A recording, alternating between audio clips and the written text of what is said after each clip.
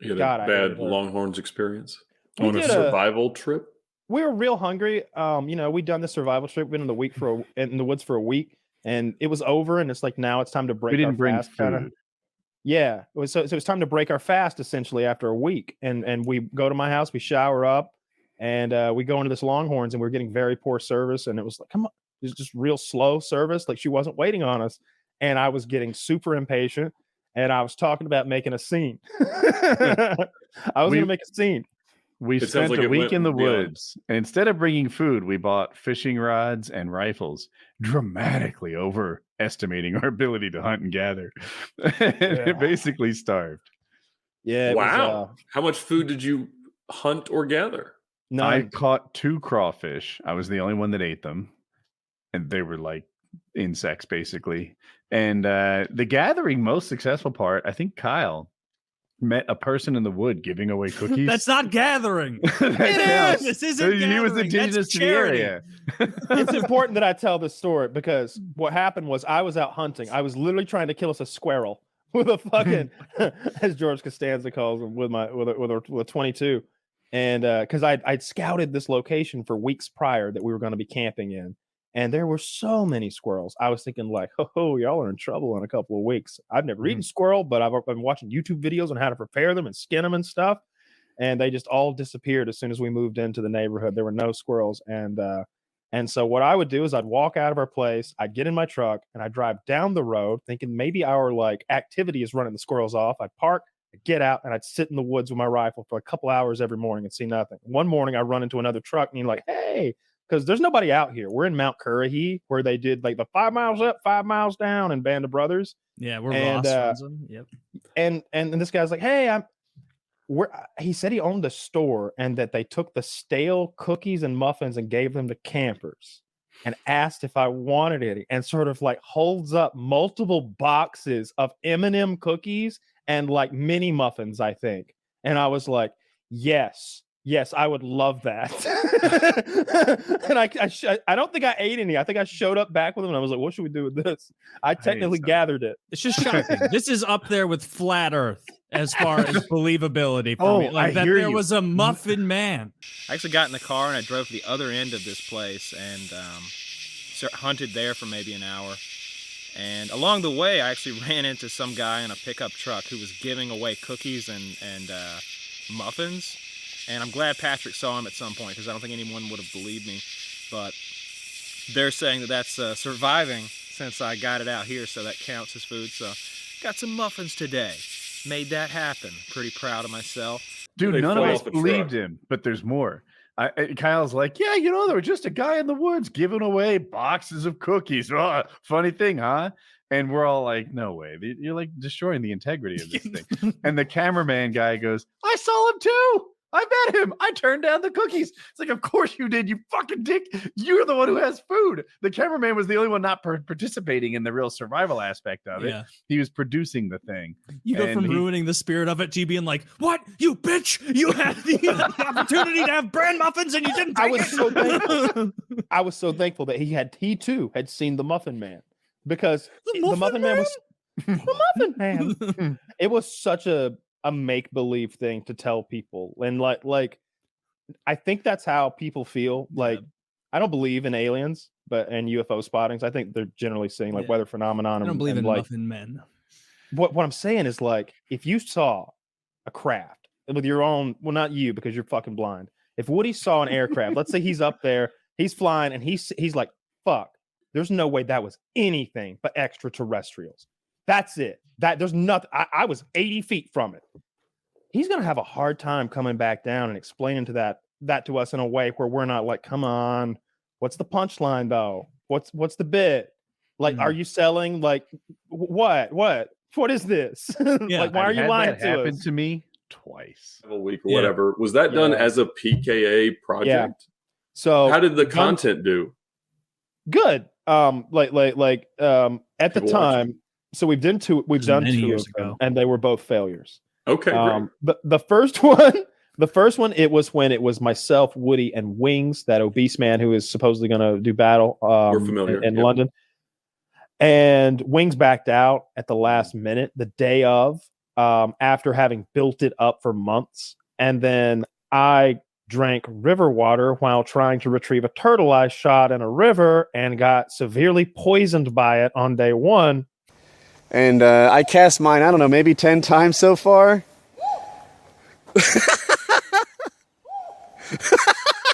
I told him it was going to be deep. Kyle's lure might have got stuck.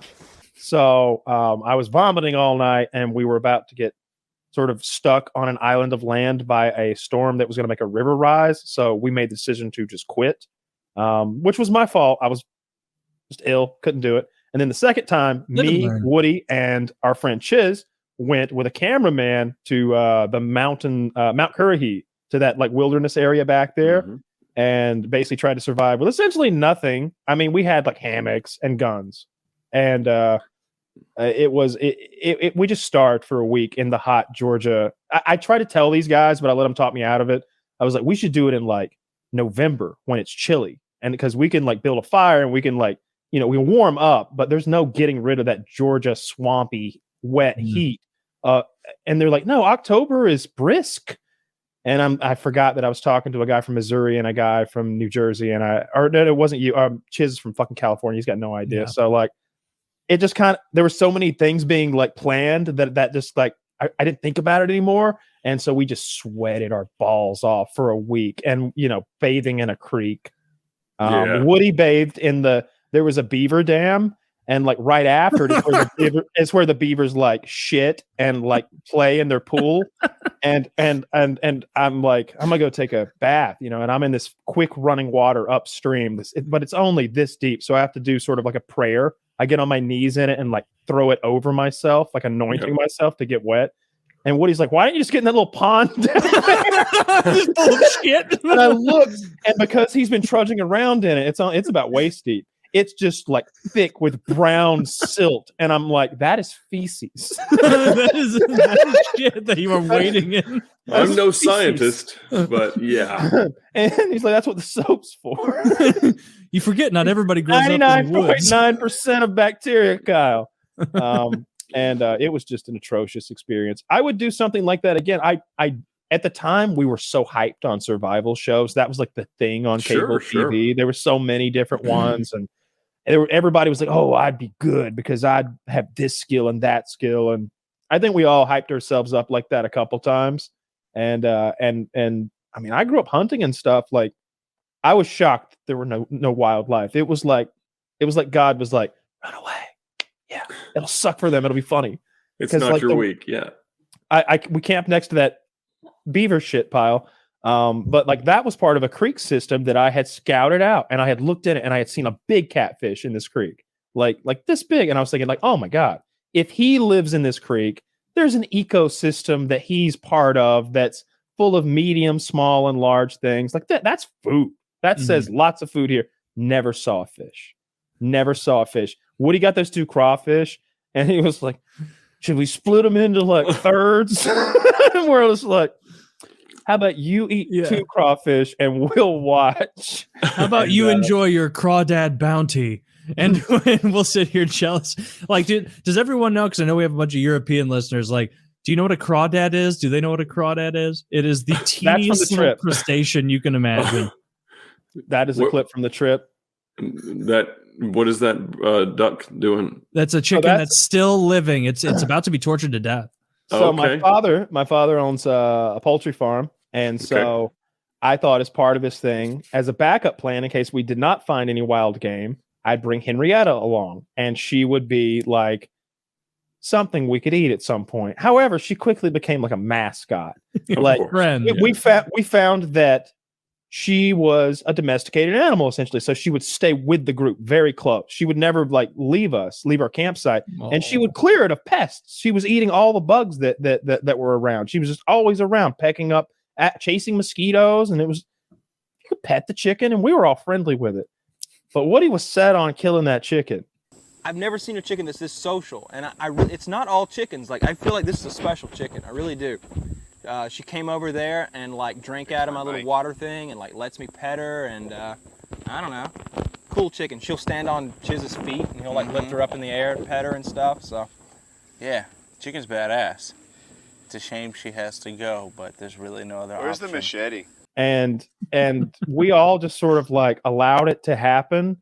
And he said he was afraid he was going to hit my hand with the machete when he was delivering the killing blows, and that's why they were so inaccurate and choppy. So the head is over the block like an executioner. Woody is the executioner. Kyle is holding the chicken's body and the head down so that it doesn't move. Are you ready? Yeah. Woody is he's got the knife next to its neck. He's getting ready to raise it and kill it. Make it happen. Here we go. He is hacking away at the chicken's neck. I got it. And you remember in Game of Thrones? The head is off. Holy shit! I'm covered with. But I just You know how felt bad terrible you have about to fuck up to hit a chicken in the shoulder blade when you're trying to behead it. And it was a funny thing to explain because, like, Kyle knows this. Like, a chicken's neck is kind of like nothing. Right. Like you can take like that blade he had. You don't have to do a chop. He could have put it down almost like you were rolling through a carrot or something if you wanted, or just little. You could pick it up by the head and kill it. Like yeah, there's no need for a swing when you're decapitating a chicken. You can literally just. If he hit that chicken 5 times, he hit it 15. He beat that chicken. He beat that chicken like it owed him money. God damn it! He beat that chicken like an angry white police officer on a Saturday night. He went to town. You had blood all over your face, like you were just in a battle. Splattering on me, and then we boiled her, and she was horrific to eat. And we just threw her out, and I felt so awful. Now, just granted, that chicken was always going to die. They live short, unhappy lives. That it had a week or two of but dude, those few days in the woods, Henrietta was living the dream, eating mosquitoes, hanging out. I felt pretty bad about that. But what are you gonna do? Did you let her go to waste? Did you guys even eat every bit? We barely. It was so awful to eat. Taylor. You barely touched her. Here's what we did. Like I remember this distinctly. I had seen a video where someone had done this. They had butchered a chicken. I watched lots of videos in case we killed a number of things. Because, like, what do you do when you've got a dead deer there if you don't know what you're doing? My name is Henrietta, and I've been told to support. Jesus Christ. You're supposed to like douse them and dunk them in boiling water or almost boiling water, and that makes all the feathers very easy to pluck out. We went overboard with that and just boiled the whole chicken. Oh, and you didn't gut it? Then you couldn't get the skin off. Well, that was just a whole mess, Taylor. Like I don't remember. Boiled the chicken without gutting it? I think we gutted it. I'm almost positive we gutted it. But you kept the feathers on? So important. Well, the boiling water was about getting the feathers out. So you just threw it in there and then let it sit in there with its liver and kidneys and fucking stomach? I think we took that out first. And then, to pluck it, though, like more easily. Did you do it? Because I don't know if I know Chiz wouldn't know how to clean a chicken. I'm going to be honest with you. I was so distraught at that point about the death of Henrietta that like I had no plans of eating her because I felt like it was she was my friend. And I was kind of letting Woody do his thing, but I remembered that she needed to be boiled a little to get those feathers out, and then like a little turned into way too much, and there was just feathers everywhere, and it turned into this gross soup of dead chicken and feather, and I don't think we ate that chicken at all. I know I didn't. I know I refused. It looked real nasty. Poor Henrietta. Did you come away from the experience really appreciating the work that goes into cable television? Oh my God, I hated every bit of that. Like it was so awful. I hated that shit. It was so silly. It was so fucking silly. It was just the weather was awful. The whole thing. It was just boring. There's nothing to do. There's nothing to do. We thought there were things to do. No, they give those people things to do. Yeah, you need activities and you need challenges. We didn't plan any activities. We just thought it'd be cool to watch us be out there, but it's not. As it turns out, it's not. I mean, now I'll tell you, the fun part was we did like. Every night we would each step away from the campfire to our cameraman and talk about how things were going. And there was some drama as far as who was pulling their weight, like around because there's carrying of gear and there's lots of setting up of shit. And there was a lot of, that was the fun part. I was doing a lot. I was catching fish. I worked on the structure. I started the fire. Chiz kept saying, "You're MVP, which I thought was stupid. Today was, stupid position to be, right? A really good spot to be would someone else be MVP and you eat his food. So today I was not. I slept the day away, conserved my energy. It's nighttime now, we're hanging out by the fire, and I'm actually in pretty high spirits. Looking forward to that. As far as complaints from those guys, Chiz was pretty lazy today. Chiz didn't want to do much. He looked out of his little thing over there and looked at me when I came back with the muffins, and he had like refugee eyes. He looked like one of those poor refugees who's like, you know, they've lost their family, they've been pushed to some foreign country, and they're not familiar with their environment, and they're just sad and downtrodden. That's what Chiz looks like right now. I think he's having a rough time. Woody's doing really well. I think Woody's contributing as much as he can, but what are you gonna do? There's not much we can do out here. Kyle's definitely the weak link again today. As you guys know, as you've seen probably at the top of this video or another video, he was given some cookies and muffins from a generous old man. And he took them, put them in the truck, and didn't bring them back. Even though I told him to bring them back, me and Woody were very upset with him. And yeah, he lost a lot of points for that one. I don't know. And then he went to his truck and ate about 12 cookies, just saying. I think that's where we did a really good job. Those are funny. Those are funny. Us talking shit on each other. Chiz just fucking smoking down cigarettes. But it allows you to appreciate that in reality television, those interviews are what carry the content model. It's not actually what's happening. It's what they, encourage them to talk about each other behind the scenes. It's just the setting. The setting's interesting, but it's the interpersonal relationships they're driving everything. It's the soap opera nature of it all. Yeah. If we'd had activities on our survival trip, if we'd had like competitions, I think it could have been real fun. That's what we live building or whatever. Campfire would have worked. Remember we were playing. We played those stupid games where like I say alligator, you say there are no baboon. There you go, and then cat. There are no animals with C. Dog. Eagle. All right, I didn't really win this game. Falcon. If we streamed giraffe. These silly games by the campfire, if anyone would have been interested. Why are there so many birds? Fuck. Iguana. God damn it! Nicely. Thank you, Ed. The iguana, man. Of course. Fuck it. There you go. Jackal. So yeah, that can be. We're not gonna.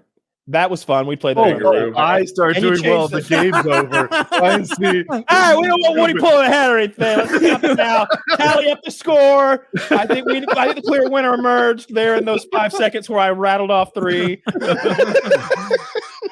A clear winner emerged of the animal naming game. Well, we changed the genre, right? You changed to like all sorts of things. Yeah, that's what we were doing with the goddamn campfire. It was a how that would really get short. 5 days. 5 days of that, and you're like, Woody, I know every animal that you know now. Yeah, right. By night 5, it's like cat, elephant. Now you're memorizing all the hard ones for later. Yeah. We all know the J one. You know what I can imagine being there is like nothing but time, and I try to teach everyone to play Magic the Gathering, and everyone's mad at me about a deck of cards would have been a fucking spot, dude. But I wouldn't have brought regular cards. I would have been like, you can play the green aggro deck, and I'll play this other deck. Dude, we didn't bring shit. Like you know how much sense a chessboard would have, or some poker cards. Or anything. Yeah. But we were just sitting there. I smoked so many. Chiz brought like a carton of cigarettes for a 5-day trip, 10 packs. Really good. Like he was, and I was just like, give me a pack. Give me a fucking. Is it fair to say he smoked more than 2 packs a day on that trip? All right. So I don't think he smoked that much. Okay. But if he did, like, as a former like heavy duty smoker, there are some activities or like times when you'll just be burning them one after another. Like when I'm playing poker, I'm going to smoke a pack tonight. I'm going to smoke a pack of cigarettes tonight while I'm playing poker in this 18-hour session. That's 20, right? I don't know, but they used to be $5.50. Now they're getting closer to like $7 or $8, I think, something like that. It's not like a huge investment. All those awful states. Not in Missouri. I'm going to spend $7 tonight. Yeah, it's not, but it's not healthy. No, Missouri, we have the cheapest cigs in the nation. We have the cheapest tobacco products in the country. Yeah. But yeah, if I were going to do another trip like that. That's why they had to defund the libraries. We rock. Yeah. There would be activities planned. B, like we'd want to be able to live like do some of it, and see, you'd want to do it on fucking Lake Hartwell, right? So that like Woody has access to his flying contraptions and the lake and his and that boat that we could all use. I'm sure he wouldn't mind, and all of his friends who are partial owners, they won't mind. They're cool with us. They know us. We're love it, Taylor. actually. We're essentially part owners of that boat too. That's how I see myself. That's how I see myself. I wouldn't say I'm the captain per se. I would. Dude, that boat that we trust our life to, that is the life-saving device in case something goes wrong, is so shitty.